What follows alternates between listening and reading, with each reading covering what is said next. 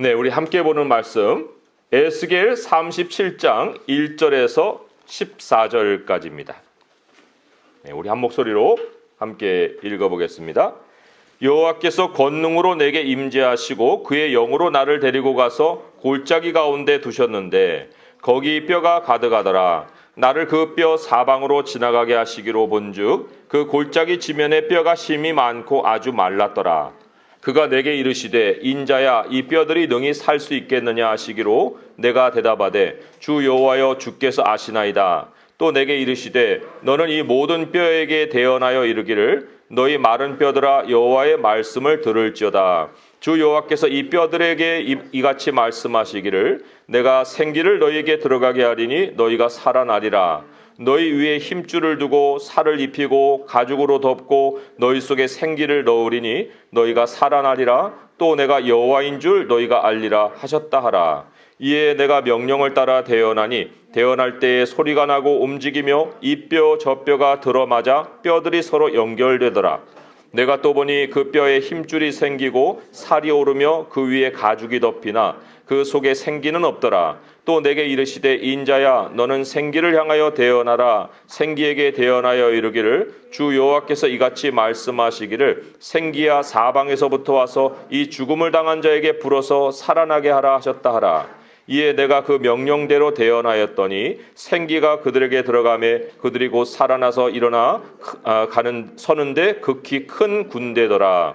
또 내게 이르시되 인자야 이 뼈들은 이스라엘 온 족속이라. 그들이 이르기를 우리의 뼈들이 말랐고 우리의 소망이 없어졌으니 우리는 다 멸절되었다 하느니라. 그러므로는 대언하여 그들에게 이르기를 주 여호와께서 이같이 말씀하시기를 내 백성들아 내가 너희 무덤을 열고 너희로 거기에서 나오게 하고 이스라엘 땅으로 들어가게 하리라.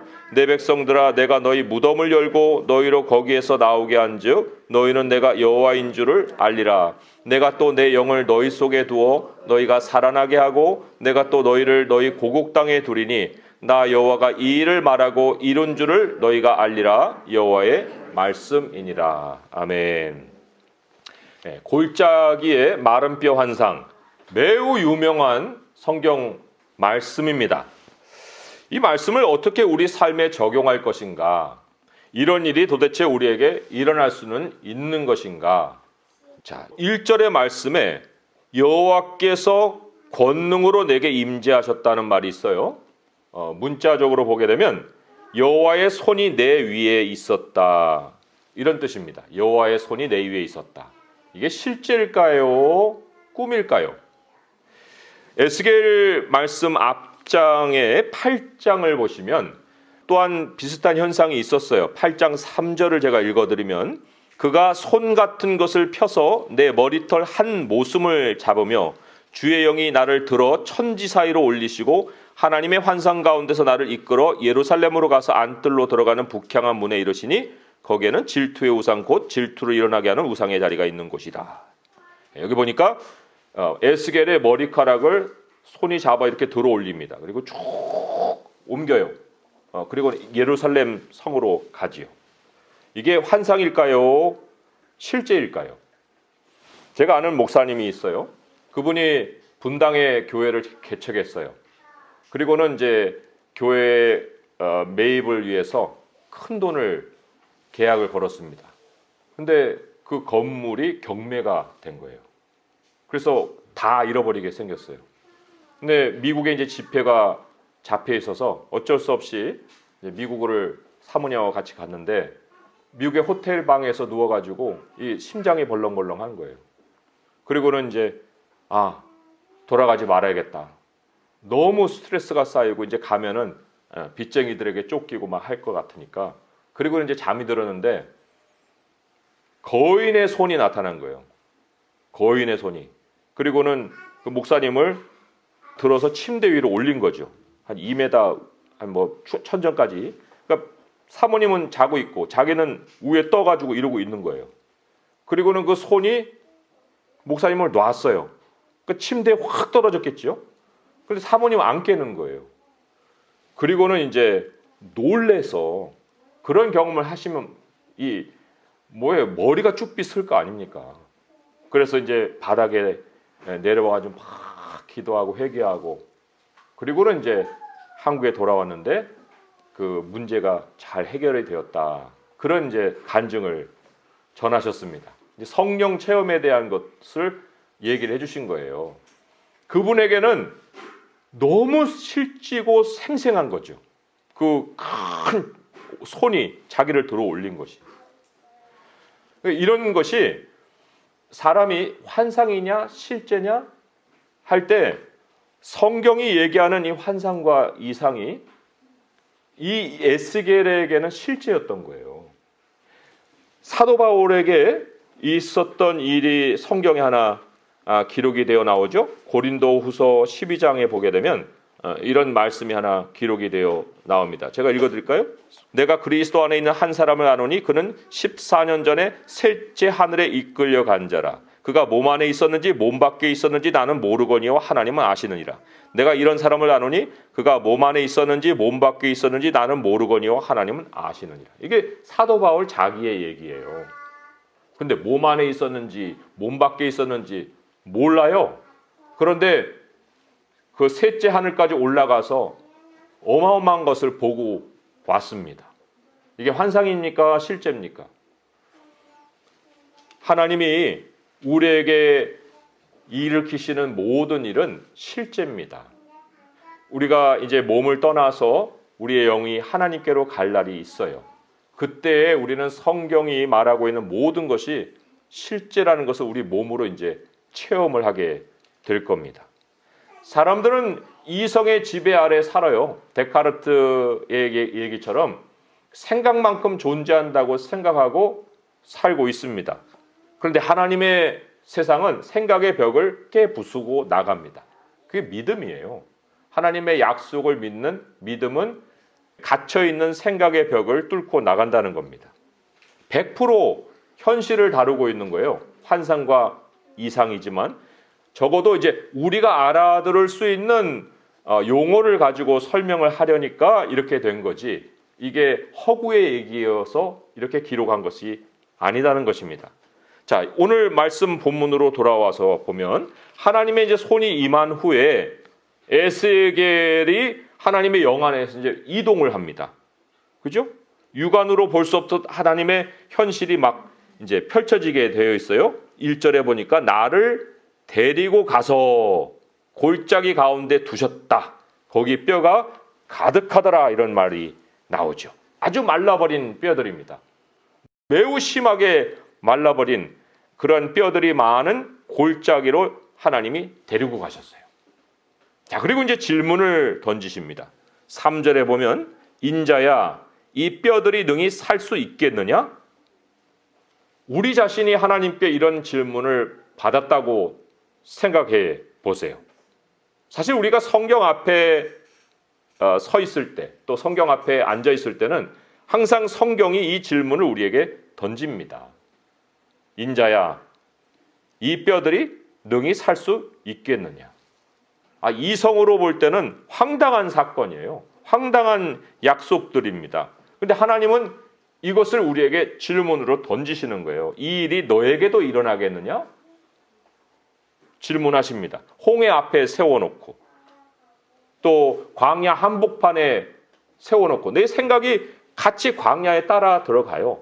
그리고는 하나님이 질문을 던지시는 거예요. 가루 한 움큼과 병에 기름 조금만 남겨서 먹고 내일이면 죽겠다라고 하는 그런 상황에 하나님이 질문을 하신다는 거예요. 인자야, 능히 내가 살 수 있겠느냐? 우리 이성의 답은 어떻게 살아요? 못 살아요. 절대 못 삽니다. 그런 우리들의 생각이 안 되는 쪽으로 향하겠지만 에스겔은 다른 답을 하나님께 드렸습니다. 주 여호와여, 주께서 아시나이다. 이건 뭐 답을 회피한 게 아니에요. 하나님께 모든 결정권을 드리는 답이었다 할 수가 있습니다. 하나님이 왜 이러한 질문을 에스겔에게 던지시느냐 할 때 사실 이거는 테스트라고 볼 수 있습니다. 이성으로 불가능한 상황 앞에서 하나님은 이러한 질문을 통해서 우리의 믿음을 시험하신다는 거예요. 성경 앞에 설 때 우리가 매번 믿음의 테스트를 받는다는 것입니다. 하나님이 우리에게 일어날 일이 아닌데, 오늘 이제 우리 모든 성도들에게 이 37장의 말씀을 들려주시잖아요. 그런데 일어날 일이 아닌데 하나님이 왜 이 시간에 이 말씀을 우리에게 들려주셔요? 그럴 일이 하나님의 섭리가 정말 정확하게 역사를 이끌어간다면 우연이 아니지요. 이건 필연적으로 우리에게 지금 들려주셔야 하기 때문에 지금 들려주시는 거예요. 그 말씀을 이 시간에 듣는다는 거, 그 하나님이 내게 하시겠다는 이러한 일과 같은 것을 나에게 하시겠다는 뜻을 비춰주신 것입니다. 그러니 우리가 하나님의 질문을 받았을 때 이 일이 너에게 있겠느냐? 이 뼈가 너에게 마른 뼈가 살아날 수 있겠느냐? 우리들이 적어도 에스겔과 같은 답은 해야 돼요. 여호와여 주께서 아시나이다. 아니요가 아니라는 거예요. 아니요가 아니라 주여 주께서 아시나이다. 고린도후서 말씀에 또 한 구절을 읽어드리면 고린도후서 1장 20절에 이런 말씀이 있죠. 하나님의 약속은 얼마든지 그리스도 안에서 예가 되니 그러므로 그런즉 그로 말미암아 우리가 아멘하여 하나님께 영광을 돌리게 되느니라. 하나님의 약속은 아멘하는 자에게 영광이 되는 거예요. 얼마든지 그리스도 안에서 예가 되는 겁니다. 오늘 말씀을 시작하면서 질문을 이렇게 던졌죠. 이게 실제로 일어나는 일일까? 이게 내게 어떻게 적용되는 일일까? 우리가 그런 이성의 벽을 먼저 칠 것이 아니라 모든 말씀은 일어나는 일로 우리에게 주어지는 것이다. 전제를 우리가 세워놓고 하나님 말씀을 대해야 하는 것입니다. 그러면 이 심이 마른 뼈가 뭐를 상징하는 거냐? 우리에게 무엇을 우리에게 보여주시는 것일까? 11절로 가보시면요. 이 뼈들은 이스라엘 온 족속이라 그랬어요. 어떤 족속이에요? 그들이 말하기를 우리의 뼈들이 말랐고 우리의 소망이 없어졌으니 우리는 다 멸절되었다 하느니라. 그러니까 더 일반화해서 이 뼈들에 대한 상징이 뭐냐 하는 것을 말씀을 드리면 소망이요. 쌀 한 톨만큼도 안 남아있는 완전 나락으로 떨어져 버린 그 주저앉은 사람을 가리키는 겁니다. 우리는 그런 순간에 놓여 봤었는지는 모르겠어요. 그러나 누구라도 다 어느 정도까지는 소망이 사라지는 경험들은 다 했을 거예요. 굉장히 막 등골이 식은땀이 흐르고 싸늘해지는, 그러면서 막 어지러지고 어떻게 앞날이 안 보이는 이런 순간들을 우리 지난 과거에 한두 번은 다 겪었을 거라는 겁니다. 근데 이 마른 뼈가 그걸 상징하는 거예요. 소망을 완전히 잃어버린 거 다. 잠언에 이런 말씀이 있어요. 잠언 17장 22절에 마음의 즐거움은 양약이라도 심령의 근심은 뼈를 마르게 하느니라. 뼈가 말라요. 진짜 마릅니다. 심령의 근심이. 뼈가 마른다는 것을 제가 좀 더 조사를 해보니까 뼈 안에는 골수세포가 있어요. 그런데 그 골수세포가 죽는다는 걸 얘기합니다. 골수세포가 피를 생성하는데 피를 생성하는 이 뼈 속의 골수가 말라버리면요. 온갖 병이 다 생깁니다. 당뇨, 중풍, 암, 별의별 게 다 나오는 거예요. 심령의 근심이 뼈를 마르게 한다. 그 이스라엘 백성들이 지금 마른 뼈로 보여 있는 것은 근심 외에는 다른 어떤 것도 마음에 찾아볼 수 없는 현실이 되었다는 거예요. 그럼 심령의 근심이 왜 찾아왔습니까? 이스라엘 백성들에게.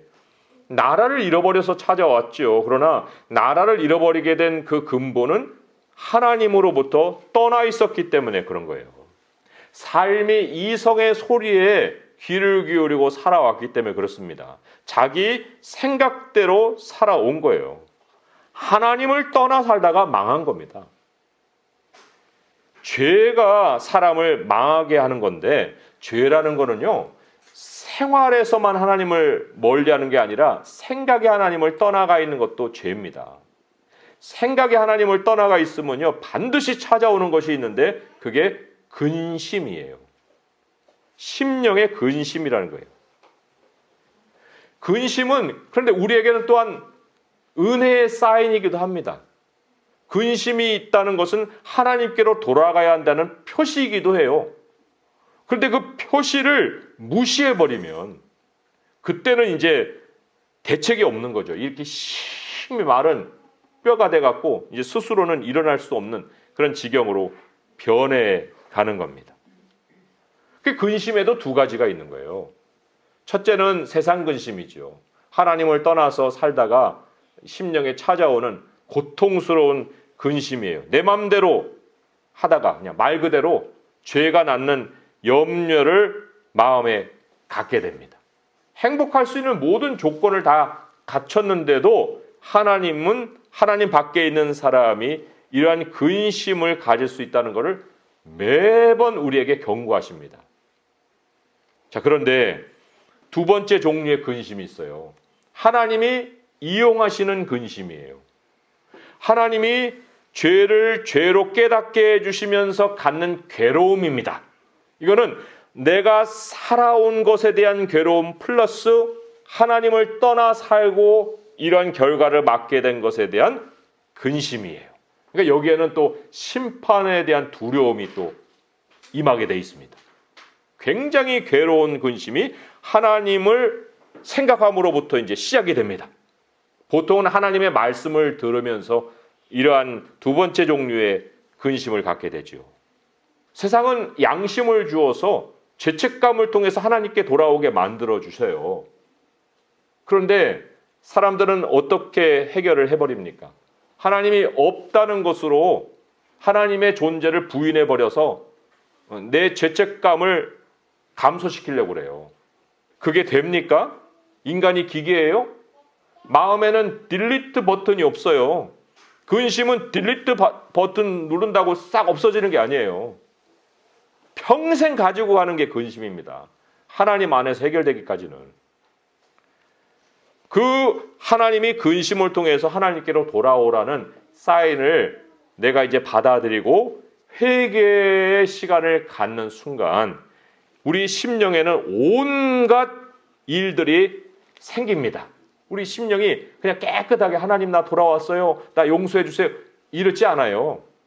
성경이 그 심리적인 변화를 이런 식으로 우리에게 소개를 했어요. 고린도후서 7장의 말씀인데 7장의 말씀 10절에서 11절의 말씀을 제가 읽어드릴게요. 하나님의 뜻대로 하는 근심은 후회할 것이 없는 구원에 이르게 하는 회개를 이루는 것이요 세상 근심은 사망을 이루는 것이다 그랬어요. 자, 세상 근심과 하나님이 주시는 근심이 있는데 자, 하나님의 뜻대로 하는 근심이 우리의 심령에 딱 찾아오면 어떤 일이 벌어지는가 보세요.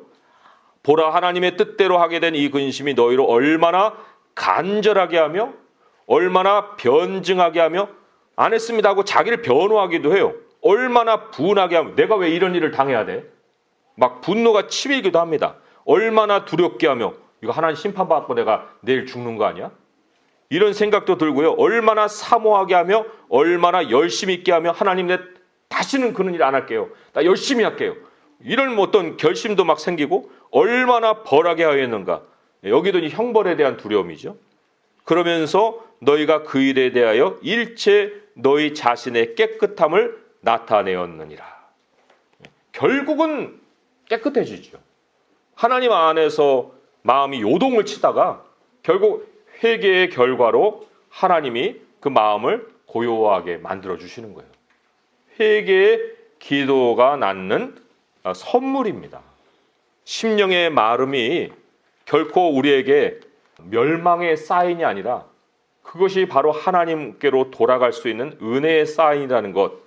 또 한 군데 말씀을 읽어드리면 시편 32편인데 시편 32편 3절에서 5절의 말씀 또 제가 읽어드릴게요.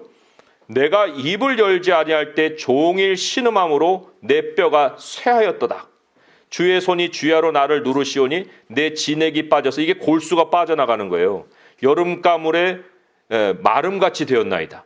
내가 이르기를 내 허물을 여호와께 자복하리라 하고 주께 내 죄를 아뢰고 내 죄악을 숨기지 아니하였더니 곧 주께서 내 죄악을 사하셨나이다. 하나님 막 진 눌러버리시는 거예요. 하나님께 입을 열지 않으면 안 될 만큼의 그러한 괴로움을 우리 심령에 주어서 우리가 기도를 안 하고는 못 베기도록 뼈가 마르게 만들어 보신다는 겁니다. 이게 오늘 이제 마른 뼈 환상이 우리에게 보여주고 있는 과정이에요. 이 마른 뼈의 환상에도 과정이 있습니다. 오늘 본문으로 돌아오게 되면 6절의 말씀이 그 과정을 잘 보여줘요. 6절을 제가 읽어보면 너희 위에 힘줄을 두고 살을 입히고 가죽으로 덮고 너희 속에 생기를 넣으리니, 이게 하나의 과정입니다. 그냥 뭐 생기부터 넣어주어서 살아나게 하는 게 아니에요. 힘줄을 두고 살을 입히고 가죽으로 덮고 너희 속에 생기를 넣어준다. 이런 두 단계가 있습니다. 하나는 육이 회복되는 단계, 하나는 영이 회복되는 단계예요. 하나님께 우리가 멀어지면은요, 육이 망가지기 때문에 육도 치유받아야 됩니다. 하나님의 영이 또 우리에게 이제 들어오셔서 우리의 모든 영육 간의 강건함을 주시지만 첫 단계는 힘줄과 살과 가죽이 덮여야 되는 건데, 자, 그 시작이 어떻게 시작되느냐? 4절의 말씀이 이제 우리에게 시작 단계를 알려주죠. 또 내게 이르시되 너는 이 모든 뼈에게 대언하여 이르기를, 뭐예요? 소망을 완전히 잃은 사람에게 말하라는 거예요. 너희 마른 뼈들아 여호와의 말씀을 들을지어다. 여호와의 말씀을 들을지어다. 어떤 말씀을 들으라는 거예요? 5절과 6절이죠. 주 여호와께서 이 뼈들에게 이같이 말씀하시기를 내가 생기를 너에게 들어가게 하리니 너희가 살아나리라.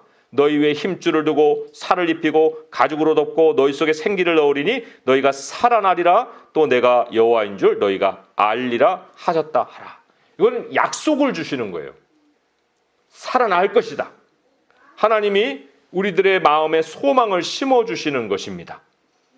어떤 처지에 있든지 간에 하나님은 살릴 수 있다라는 약속을 계속해서 그 뼈들에게 심어주는 거예요.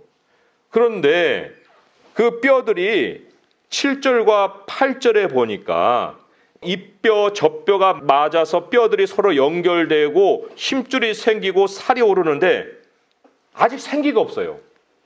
아직은 죽은 모습이라는 거예요. 그러나 그 뼈들이 움직입니다. 반응을 하는 거예요. 하나님의 말씀을 들으면은요, 육이 반응을 합니다. 회복을 하는 거예요. 여기서 사실 멈추고 끝난 사람 굉장히 많습니다. 복음서에 보게 되면 나병 환자 10명을 고쳐줬어요. 가면서 고침을 받았어요. 그런데 한 명만 돌아와서 예수님께 감사하다는 인사를 해요. 나머지는 병 낫고 끝나버리는 거예요. 어쨌거나 예수 그리스도를 만났기 때문에 병이 난 건데, 그런데 다시 돌아와서 하나님의 영으로 회복되는 사람은 굉장히 적다는 겁니다. 우리의 복음이 과연 우리의 육의 회복에 있을까요? 많은 사람들이 삶의 문제를 가지고 교회에 오지요. 근데 문제가 해결되면 하나님과의 관계는 또다시 멀어져요. 그러한 속에서 우리가 과연 하나님께로부터 힘을 얻고 살고 있다라고 얘기를 할 수 있습니까? 무의식 중에도요, 말씀이 들리면요, 힘을 얻습니다. 뼈와 뼈가 자꾸 맞아 들어가서 연결이 된다니까요. 그러나 두 번째 단계가 있다는 걸 우리는 반드시 기억해야 됩니다. 9절에서 10절의 말씀, 앞에서는 뼈들에게 대언하라고 그랬죠. 그런데 이제는 뼈들에게 대언하는 게 아니에요. 9절에 보면은 또 내게 이르시되 인자야 너는 생기를 향하여 대언하라 그랬어요. 생기에게 대언하여 이르기를 주 여호와께서 이같이 말씀하시기를 생기야 사방에서 붙어와서 이 죽음을 당한 자에게 불어서 살아나게 하라 하셨다 하라 그랬어요. 그리고는 그 명령대로 대언하였더니 생기가 그들에게 들어가며 그들이 곧 살아나서 일어나 사는데 큰 군대였다 그랬어요. 생기에게 대언하라 할 때 대언은 프로포사예요. 프로포사이, 예언하라 그런 얘기거든요. 이것은요, 생기를 향한다는 것은 하나님의 영을 향하는 거예요. 하나님을 향한 기도입니다. 하나님을 향한 기도를 드리라는 거예요. 기도를 통해서 하나님의 영이 채워진다는 겁니다. 말씀을 듣고서도 우리들의 몸에 변화가 생기지만, 그러나 거기서 멈추지 않고 하나님의 영을 우리가 구할 때 하나님의 영이 그 속에 들어가서 소망 없는 자가 군대로 바뀐다. 전투력 있는 인생으로 바뀐다는 거예요. 직장을 잃어서 고개를 떨구고 있던 그 사람이 이제는 활동할 뿐만 아니라 그를 통해서 역사가 일어나게 해 주신다는 겁니다. 이게 바로 하나님의 약속이에요. 지난 시간에도 우리가 성령을 받는 것에 대한 말씀을 잠깐 제가 소개를 했었는데, 누가복음 11장 13절에 우리가 성령을 받는 그 방법에 대해서 말씀이 있었죠. 누가복음 11장 13절에 보면 너희가 악할지라도 좋은 것을 자식에게 줄 알거든 하물며 너희 하늘 아버지께서 구하는 자에게 성령을 주시지 않겠느냐 하시니라. 구하는 자에게 성령을 주신다. 저는 제 개인으로는 이런 적용을 해봤어요. 제가 우리 성도님들에게 말씀을 전한다. 열심히 말씀 사역을 한다. 사실 거기에 저는 많은 하나님께 감사를 드리고 있었는데, 이 에스겔 말씀을 읽어보니까 내가 성도들을 향해서 하나님이 성령으로 충만하게 해주시기를 기도해야겠구나. 뭐 기도를 안 해왔다는 게 아니에요. 기도를 안 해왔다는 게 아니라 기도가 중요하구나. 말씀을 선포함과 함께 내가 더 기도에 힘쓸 때 그 하나님의 영이 우리 성도들을 채워서 군대로 바뀌겠구나. 이런 확신을 가진 거예요. 우리 성도님들도 성경에 대해서 많은 지식을 가지고 읽고 배우고 하는 일이 있겠지만, 정말 내가 얼만큼이나 기도에 힘쓰고 있는가에 따라서 나도 변하고 우리 가정이 변하고 내 주변이 변하는 걸 두 눈으로 보게 될 겁니다. 죽었던 것이 살아나는 역사를 두 눈으로 체험하게 된다는 거예요. 소망을 가지고 있지 않은 그 마른 뼈 같은 사람이 살아나는 것을 우리가 체험하게 된다는 겁니다. 하나님의 약속이에요. 하나님이 오늘 말씀으로 돌아오게 되면 12절 13절에 무덤을 여신다는 말을 여러 번 하고 계시죠. 12절 13절에 그러므로 너는 대언하여 그들에게 이르기를 주 여호와께서 이같이 말씀하시기를 내 백성들아 내가 너희 무덤을 열고 너희를 거기에서 나오게 하고 이스라엘 땅으로 들어가게 하리라. 내 백성들아 내가 너희 무덤을 열고 너희로 거기에서 나오게 한즉 너희는 내가 여호와인 줄을 알리라. 여기 매우 중요한 것이 내가 여호와인 줄을 너희가 알 것이다. 이 선포예요. 하나님을 체험하게 된다는 겁니다. 하나님의 말씀이 글로만 있는 줄 알았더니 이게 실지구나 하고 체험하는 그 결과를 가져다 주실 것이다. 그러니까 우리가 여호와인 줄 알 것이다 라고 하는 이 확신에 찬 하나님의 약속이 있지 않습니까? 우리는요 소망 없는 사람들이 아닙니다. 하나님의 말씀으로 우리의 몸은 반응하고 있고 하나님의 영으로 우리는 채워진 사람들이에요. 그러나 하나님은 더 채워주기를 원하십니다. 소망 없을 때 더 하나님의 말씀을 우리가 대하고 하나님의 영으로 살아가기를 바라세요. 그렇게 우리를 지으셨어요. 말씀과 하나님의 영으로 사는 존재로 사람을 만드셨다는 거예요. 그래서 근심이 우리에게 파고들 때 이건 하나님이 주시는 마음이 아닙니다. 내가 하나님을 멀리했기 때문에 찾아오는 마음이다 하는 걸 분별할 수 있어야 됩니다. 그 근심은요 품으면 안 됩니다. 근심을 품지 마세요. 근심을 품을 것이 아니라 근심이 있을 때 곧바로 하나님의 말씀으로 돌아가서 약속을 품으세요. 그리고 약속을 품은 대로 하나님께 기도를 해야 되는 거예요. 하나님 약속대로 될 줄 믿습니다. 이 약속이 하나님의 영으로 채워져서 하나님이 하나님이신 것을 내게 알게 하여 주실 줄 믿습니다. 이 성경의 기적이 바로 우리들의 현실인 것을 우리가 믿을 때 이성의 벽 너머에 있는 하나님의 세상을 발견하게 되는 겁니다. 우리 자신도 그러한 세상을 발견해 갈 뿐만 아니라 우리들의 가족이 그러한 세상을 발견하고 우리 교회도 하나님이 정말 우리들 안에 지금 여러 상황도 마찬가지고 마른 뼈와 같이 자꾸만 말라져 가고 있는 우리들의 정말 여러 신앙의 모습들, 교회들의 모습들. 그러나 하나님은 이 말씀을 우리에게 오늘 주셔서 이제 기도하여라 하고 소망을 주시는 거예요. 우리 성도님들의 그 삶을 향해서는 더 기도할 것이고 우리 성도님들도 더 자신과 가족과 교회를 위해서 그리고 사회를 위해서 기도하실 때 성도님들의 기도를 통해서 하나님의 크신 역사가 나타날 줄 믿습니다.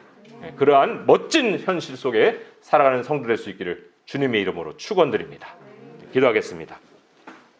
하나님 아버지, 주변을 보시옵소서. 우리 자신도 말라가고 있고 우리의 주변의 교회도 말라가고 있고 또 사람들도 말라가고 있습니다. 아우성치는 소리가 점점점 커지고 있습니다. 아버지여, 그러나 이 근심의 상황이 우리가 하나님을 얼마나 떠났는지를 가르쳐주는 표시였습니다.